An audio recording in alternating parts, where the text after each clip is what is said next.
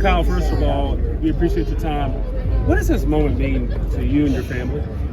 So it's huge, especially here at Martinsville, because we just from down the road. So this is like our home track. 62 miles to here from Level Cross, North Carolina. That's kind of what it was. And my dad won races here. I never won a race here, but my granddad did. Been coming here since late 40s. I'll say we'll probably come here before they run the first NASCAR race here, to be honest with you. But Clay Earls, now Clay Campbell. We've just been, our families have been like this. It's not even like they own the racetrack, but we had race cars. It's like we were all the same. So it's a huge honor for Clay and for everybody up in Martinsville to have this thing out there. Now they do owe your dad 3 more clocks since it was after that. Yeah, don't send them. That's all right. It's too late. Don't send them after all these. My dad used to try to get all the clocks to chime at the same time, and they never would, man.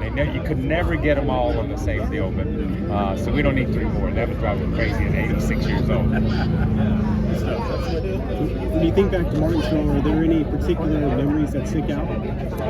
Here's the funny part. I think there's a lot of memories. A lot of memories of my dad winning races, of me coming here and racing, getting close to winning a couple times, 1,000 wrecks up here.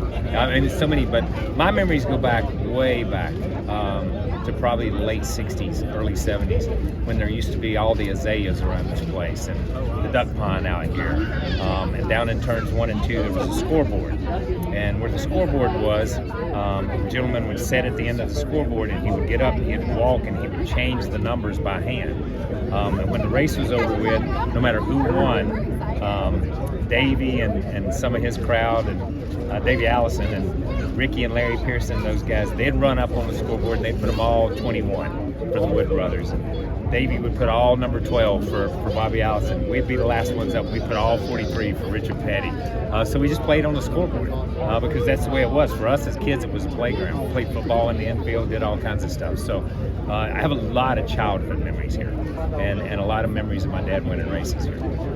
The thing is, your dad's such an icon. The fact that if you say the king, everybody knows you're talking about Richard Petty. And I'm sure that just has a big and special meaning when everybody knows who's number 43 and who's the king. We did a thing. It's funny you say that because I just did a thing for NASCAR and talking to Jeff Burton, talking to Rusty Wallace, Bobby Labonte, and Matt Kenseth. And they all said the same thing, that Richard Petty was probably the only guy that ever drove a race car that didn't need a number or his name on it. People just knew who it was by that color and knew who it was by the guy that got in and out of it. That's just how simple it was. And that's fascinating to me because it is. He's one of those guys, and you see him in other sports.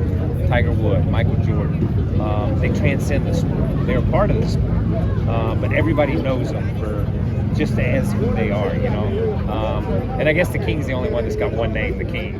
I would say that he's more like Cher or Sting or somebody like that. So I'll give him that. But it is pretty cool. It is pretty cool. It's been really cool to grow up with him, to be a part of that. Since we are in Martinsville, what's the best way to have a hot dog, and how many do you plan on eating this weekend? Listen, I'm trying to get in shape right now, so I'm not going to eat 1,000 of them. I think my record up here is probably 18 on a weekend or 20 something on a weekend. We used to have a scorecard in the back of the truck.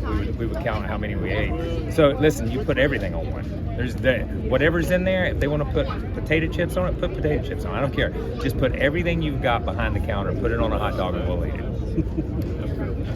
18, huh? Yeah, listen, it sounds like a lot. 18 sounds like a lot, but remember, we used to come up here when it was a 4-day weekend, not come in on Saturday, qualify, and race on Sunday. You know what I mean? So you had plenty of time to eat them and get them out of your system, if you know what I mean, before the race started. Yes, sir. Thank you. Congratulations.